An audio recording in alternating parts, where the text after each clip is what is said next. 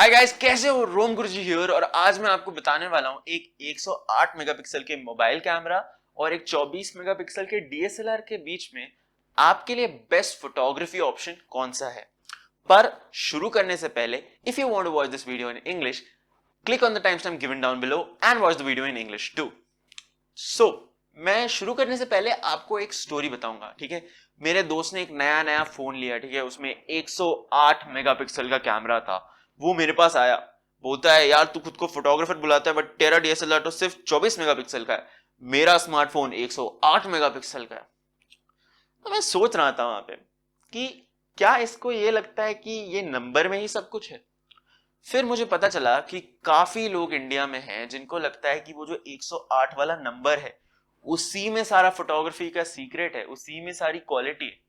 तो आज मैं आपके लिए ये मिथ बस्ट करने वाला हूं, ये चीज चेंज करने वाला हूं।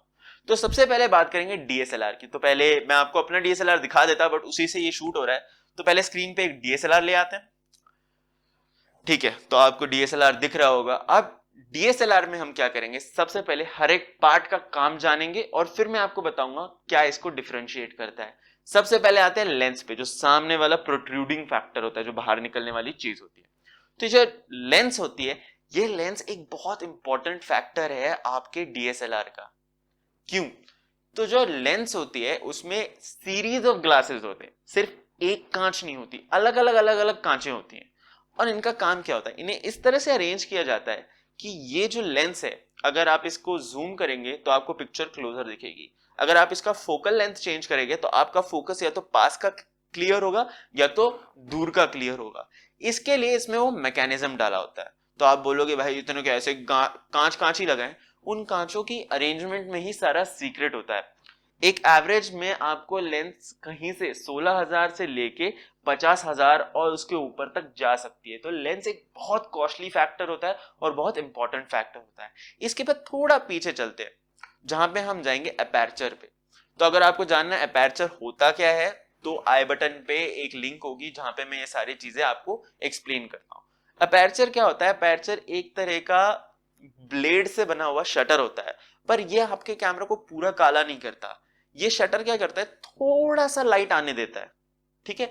तो ये जो थोड़ा सा लाइट होता है, अगर आप बहुत कम लाइट आपके कैमरा पे आ रहा है, आपके सेंसर पे आ रहा है, तो जो बोके इफेक्ट है वो नहीं आता। पर अगर बहुत सारा लाइट आ रहा है तो हर डायरेक्शन से लाइट आने की वजह से, इंफॉर्मेशन आने की वजह से आपका बोके इफेक्ट आने लग जाता है। अब थोड़ा और पीछे जाएंगे, अब हम जाएंगे मिरर और सेंसर पे। इस वीडियो के लिए, to make the video short, थोड़ा वीडियो छोटा रखने के लिए हम मिररलेस कैमरास की अभी बात नहीं करेंगे। डीएसएलआर जो अपना नॉर्मल विथ मिरर वाला होता है उसकी बात करेंगे। तो आपने काफी लोगों को देखा होगा वो ऐसे डीएसएलआर एकदम आंख के पास पकड़ के वो व्यू फाइंडर से फोटो लेता है। हर प्रोफेशनल ना ऐसे दिखेगा आपको, ऐसे पकड़ के एकदम। क्या हो रहा होता है, तो जो सारा लाइट होता है, आप बोलोगे कि अगर सेंसर क्लोज होता है, सेंसर पे एक शटर होता है, जब आप क्लिक करते हो वो शटर खुलता है और बंद होता है, राइट। तो आप फिर सोचते होगे कि भाई अगर शटर बंद है तो वो हमारे कैमरा में, डीएसएलआर में फोटो कैसे दिख रही होती है। तो उसका एक सिंपल रीजन है। क्या होता है, वो जो शटर है वो बंद रहता है, बट उसके सामने एक मिरर लगा होता है, ठीक है। आपके स्क्रीन पे ये सारा आ रहा होगा। तो जो मिरर लगा होता है वो क्या करता है, जो आने वाली लाइट है उसको आपके व्यू फाइंडर तक भेजता है ऊपर, पेरिस्कोप स्टाइल। किसी को अगर पेरिस्कोप क्या होता है पता नहीं होगा तो मैं नीचे डिस्क्रिप्शन में एक लिंक डाल दूंगा, आपको पता चलेगा पेरिस्कोप क्या होता है। पेरिस्कोप अगर आपने सबमरीन वगैरह देखी होगी, तो सबमरीन पानी के नीचे जाने के बाद भी ऊपर अगर देखना है आपको बिना बाहर निकले, तो आपको पेरिस्कोप से दिखता है, ठीक है। तो ये जो पेरिस्कोप टाइप का एक मैकेनिज्म है, उससे क्या होता है, मिरर ऊपर व्यू फाइंडर को इमेज सेंड कर देता है। तो इसीलिए क्या होता है, शटर बंद रहने के बाद भी आपको इमेज दिखती रहती है। पर जब आप एक फोटो खींचते हो तब ये मिरर ऊपर चला जाता है और जो सीधा लाइट है वो सीधा आपके सेंसर पे आता है। तो इसी की बात करते हुए हम आते हैं सेंसर पे। सेंसर क्या होता है? अब सेंसर एक आपका डिवाइस होता है जिसके ऊपर जो लाइट सेंसिटिव मटेरियल होता है वो लगाया जाता है। तो उससे क्या होता है, जैसे उस पर लाइट गिरती है आपके सेंसर पे वो इमेज स्टोर होने लग जाती है, वो लाइट स्टोर होती है ना। आपका सेंसर जो होता है वो आरजीबी रिकॉग्नाइज कर पाता है। उससे क्या होता है कि जैसे ही वो RGB आता है, वो जो लाइट आती है, उससे धीरे धीरे करके एक इमेज बनने लग जाती है सेंसर पे। आपको लग रहा होगा भाई इतना टाइम तो नहीं लगता खींचते वक्त, आपको पता नहीं चलता है, वो इतने स्पीड में होती है ये प्रोसेस कि आपको एक्चुअली पता नहीं चलता कि कितना टाइम लग रहा है, बट उतना टाइम लग रहा होता है, ठीक है। अंदर वो प्रोसेसिंग पूरी हो रही होती है, बस वो काफी तेज प्रोसेसिंग होती है। यहीं पे एक DSLR की पहला स्ट्रॉन्ग पॉइंट आ जाता है कि DSLR में अगर आप एक शॉट लेते हो, वो फोन से बहुत जल्दी आता है। आप DSLR से खट खट खट खट करके इतने शॉट ले सकते हो जहां पे फोन आपका धीरे धीरे करके प्रोसेस करता होगा। तो ऑब्वियसली इसलिए कैमरास की कॉस्ट भी ज्यादा होती है। अब हम आते हैं कि फिर भाई इतना सब कुछ तो बता दिया, पर तब भी DSLR है तो 24 मेगापिक्सल का, बिल्कुल सही है, 24 मेगापिक्सल का आपका DSLR है। पर इसमें चेंज क्या है, आपका जो 108 मेगापिक्सल का कैमरा है, हम उसमें बाद में आएंगे, पहले हम 24 मेगापिक्सल के DSLR की बात करते हैं। तो हर सेंसर की एक साइज होती है। आपके DSLR सेंसर की साइज बहुत बड़ी होती है, ठीक है। तो जितनी इंफॉर्मेशन है, वो बहुत सारी इंफॉर्मेशन आपका सेंसर रिकॉर्ड करता रहता है क्योंकि उसकी साइज बड़ी है।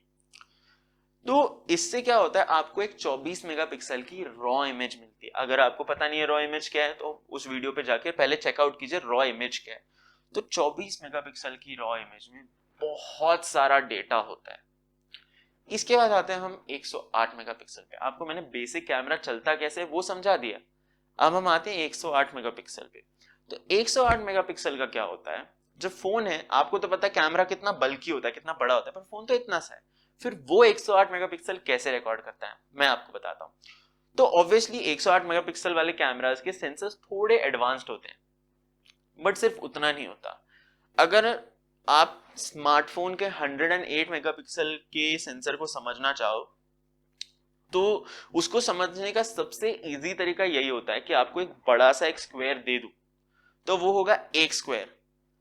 बट उसी एक बड़े स्क्वायर को मैं 4 पीसेस में काट दूं, तो वो 4 स्क्वायर बन जाएगी। इसी तरह आपका जो स्मार्टफोन का 12 मेगापिक्सल का एक्चुअल सेंसर होता है, वो जो पिक्सल रिकॉर्ड करता है, उनको काट काट काट के 108 बनाया जाता है। सो 108 मेगापिक्सल में आप जब फोटो लेते हो, तब आपके पिक्सल ज्यादा होते हैं, बट उन पिक्सल्स की साइज छोटी होती है। अब आप बोल रहे होगे कि ठीक है, ये तो समझ गए, तब भी 108 मेगापिक्सल ही है ना। हाँ बिल्कुल 108 मेगापिक्सल है। पर अब हम आते हैं कंपैरिजन पे। कंपैरिजन में क्या होता है, जो आपका स्मार्टफोन है, ठीक है, उसमें जो 24 मेगापिक्सल रिकॉर्ड हो रहे हैं, वो समझ लो इतने बड़े हैं, ठीक है, हर पिक्सल उसमें इतना बड़ा है। वही आपके 108 मेगापिक्सल के कैमरा में जो पिक्सल रिकॉर्ड हो रहे हैं, वो इतने से है, ठीक है, कैमरा के इतने, 108 मेगापिक्सल के इतने। तो अब आप बोलोगे कि ठीक है, बढ़िया है, तो ऑब्वियसली कैमरा का सेंसर का साइज भी बड़ा है, इसलिए वो इतने बड़े मेगापिक्सल रिकॉर्ड करता है, ठीक है, मतलब इतने बड़े पिक्सल रिकॉर्ड करता है, ना कि मेगापिक्सल। तो बढ़िया है, बट इससे फायदा क्या होता है? तो फायदा ये होता है, जब मैंने आपको बोला कि जो रॉ इमेज है वो आपको 24 मेगापिक्सल की आती है, तो उसमें किसी भी पिक्सल को काट के छोटा नहीं किया होता। तो वो जो इमेज है उसमें जितनी हो सके उतनी ज्यादा इंफॉर्मेशन आती है, इंक्लूडिंग ब्राइटनेस और क्लैरिटी, डेप्थ, ये जो सारे फीचर्स होते हैं फोटो के, वो आपको सारे डिटेल्स उस इमेज में आ रहे हैं, वो सारा प्रोसेसिंग उसमें हो पा रहा है। क्यों? क्योंकि वो पिक्सल इतना बड़ा है कि वो सारे वो डिटेल्स रिकॉर्ड कर सकता है। अब हम फोन पे आते हैं। आपका 108 मेगापिक्सल का कैमरा डे लाइट में बहुत बढ़िया काम करेगा, ठीक है, बहुत सुंदर काम करेगा। पर जैसे ही उस कैमरा को आप लो लाइट में ले जाओगे, वही कैमरा बहुत गंदे क्वालिटी के इमेजेस प्रोड्यूस करेगा। क्यों? क्योंकि वो पिक्सल्स इतने छोटे हैं कि सारा लाइट का डेटा उसमें आ ही नहीं पा रहा। उस मामले में DSLR जीत जाता है, क्योंकि DSLR के पिक्सल की साइज उतनी ही बड़ी रहती है। तो आप बोलोगे तो मतलब कैमरा में मेरे पास कोई ऑप्शन नहीं है, 108 मेगापिक्सल का अगर कैमरा है तो लो लाइट में सिर्फ गंदी फोटो लेगा? नहीं। इस केस में जब लो लाइट में फोटोग्राफ लेना होता है, तो आपका स्मार्टफोन पता है क्या करता है? आपका स्मार्टफोन एक काम करता है जिसे बोलते हैं पिक्सल बिनिंग। तो पिक्सल बिनिंग में क्या करता है, ये जो छोटे छोटे पिक्सल हैं 108 मेगापिक्सल के, उनको कंबाइन करके एक पिक्सल बना देता है, ताकि आपके कैमरा का इतना बड़ा जो पिक्सल है उसके कहीं आसपास आपके स्मार्टफोन का पिक्सल आ पाए। तो बेसिकली क्या होता है, स्मार्टफोन को 108 मेगापिक्सल कैसे दिया जाता है? बड़े पिक्सल को डिवाइड कर करके। और डीएसएलआर का पिक्सल छोटा होकर क्वालिटी बेटर क्यों होती है? क्योंकि उसका पिक्सल इन जनरली बड़े साइज का होता है, क्योंकि सेंसर बड़े साइज का होता है। उस हिसाब से जो आपकी क्वालिटी आती है वो बेटर आती है, आपको जो लाइट की रिक्वायरमेंट होती है वो कम हो जाती है। तो प्रोफेशनल फोटोग्राफी के लिए बेटर कौन सा है? ये आपको एक सीधा आंसर नहीं मिल सकता, यही इस चीज की गुठली है। मैं बताता हूं क्यों। क्योंकि कहीं ऐसे टाइम होते हैं जहां पे आपको एक इंस्टेंट में इमेज चाहिए होती है, वो आपका डीएसएलआर नहीं ले सकता, क्योंकि उसमें काफी सेटिंग्स करनी पड़ती है, फोकल लेंथ सेट करनी पड़ती है, ब्राइटनेस सेट करना है, ये सब चीजें करने में टाइम निकल जाएगा। वहीं आपका स्मार्टफोन बस फोन निकाला और खटखट एक इमेज ले ली। उस मामले में ऑब्वियसली स्मार्टफोन जीत जाता है। बट आप अगर आपके पास टाइम है, आपका एक सब्जेक्ट है, आपको फैशन फोटोग्राफी करनी है, एक बहुत सुंदर लैंडस्केप है, उसकी एकदम हाई क्वालिटी इमेज चाहिए जो आप बाद में एडिट कर सको, कलर चेंज कर सको, उसके लिए डीएसएलआर से बेटर ऑप्शन नहीं हो सकता। आप एक डीएसएलआर को एक मोबाइल कैमरा से रिप्लेस नहीं कर सकते।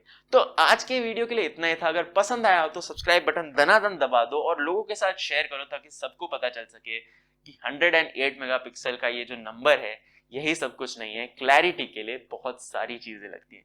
That's all for this video guys. चलो इंग्लिश की तरफ। Hey guys, how are you doing? Welcome to Room Guruji, and today I'm going to tell you which is better for your photography needs, a 108 megapixel mobile camera or a 24 megapixel DSLR, and why, right? So let's get started. But if you haven't subscribed to me yet, please do so. I have much more interesting videos coming up. So let's talk about how a DSLR works. I could have shown you my DSLR, but it is currently recording this video. So let's get a DSLR on the screen, right? So now that you see the DSLR, let's first talk about each part and then we'll go to what its use is. So first we'll talk about the lens. So the lens is an arrangement of lenses inside that lens hole capsule, right? Now these lenses serve a lot of purposes. One is the focal length. You can adjust these lenses to focus on something near or something far away. Secondly, zoom. So the lenses are arranged in a way that you can go zoom up without losing quality, right? So these are the two main factors of lenses. Then we'll come to the aperture. Now if you want to know what an aperture is, you can click on the link given in the I button and see these definition in terms, right? So an aperture is basically a small opening created by blades, right, that open up to send light to your camera's sensor. Now the sensor itself has a shutter on it, right, but I'll explain you this process a little later. Now this aperture controls the depth of field.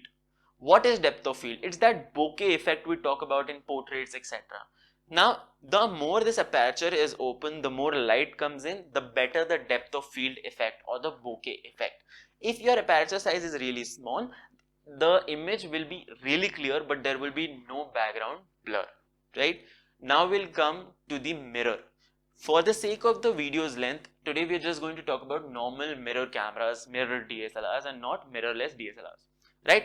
So now with a mirror camera, what happens is, now you know there's a shutter on the sensor. The sensor can't constantly be exposed to the light. So what happens is, whatever the light is coming, whatever image you need to see to actually click the photo, that image is coming from a mirror. So just behind the aperture there is a mirror. Now that mirror in a periscope fashion sends the image to your viewfinder. That's why you will find a lot of photographers clicking photo like this, holding the viewfinder to their eyes, because that is how the image is being sent using a mirror. Now that we have that out of the way, let's talk about the sensor. Now the sensor is the main component of the camera. Now the sensor has a light sensitive material on it. Now this light sensitive material detects RGB colors, right, and makes an image or forms an image. Earlier there was a film which was to be used, those old films we used to get. Now we have a sensor to do that. Now that light, when it comes on it, the sensor catches the light, creates an image out of it. So the whole process runs on light. Now this image is divided into pixels, right? Each pixel represents a part of the image. Now you must be saying, obviously phones have more pixels, so more detail and more clarity. It does not work that way. In the case of the DSLR, the pixel size is really huge when compared to a mobile sensor, and within a few minutes I'll tell you why. Now we'll come to the mobile. Okay, so the mobile is really small. As you have seen, DSLRs are really big, the mobile is small, so the sensor size is also smaller. Now this sensor has a limited amount of pixels totally available, right? So this is a 12 megapixel sensor at its core. Okay, so now this 12 megapixel sensor, how does it take 108 megapixel images? I'll tell you how. So a pixel, let's say, this is a square. Let's assume that the square is a pixel. Now this pixel is later divided into 4 parts, right? So one pixel becomes 4 pixels. In a similar fashion, your 12 megapixel is divided in such a way that it makes 108 megapixel. But then again, your pixel size decreases, right? Now you must be saying, okay, it's still a lot of information. Yes, it is, but it is not as much as your DSLR. Why? Because if you go to your options, right, the most you can probably click is 13 megapixels of raw image.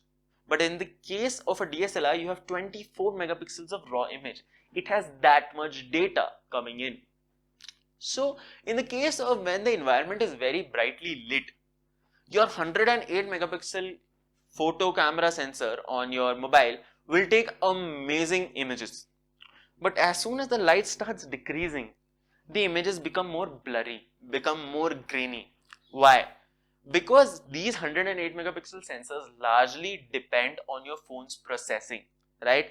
Because the pixel size is smaller.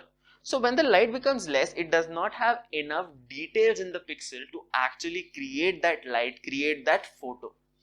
That is why they become more grainy. But in case of your DSLR, the pixel size is so huge that they make clearer photos. So does that mean 108 megapixel cameras are bad? No, they are useful when you just want to pick out your camera and click. But if you are shooting professionally, a DSLR is your best bet. I hope you liked the video. If you did, please subscribe to the channel, hit that like button and share the video so more people know what is the difference between a 108 megapixel mobile camera and a 24 megapixel DSLR. That's all for this video, guys. If you did like the video, please like, share and subscribe. I'll see you in the next one. Rom Guruji signing off.